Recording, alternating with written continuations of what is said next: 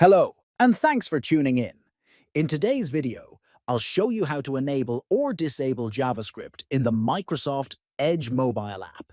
Whether you're trying to improve your browsing experience or troubleshoot website issues, these simple steps will help you take control of your mobile browser settings with ease. First, open the Microsoft Edge app on your mobile device. Next, look for the three-line menu icon located at the bottom right corner of the screen and tap on it. Then, scroll down and select Settings from the menu options. After that, proceed by tapping on Site Settings. Following this, click on Site Permissions to view the list of available permissions. Finally, tap on JavaScript. Here you'll see the option to toggle JavaScript on or off based on your preference. You can return to this menu anytime if you change your mind. That's all for today's tutorial. If you found this video helpful, consider subscribing for more simple tech tips.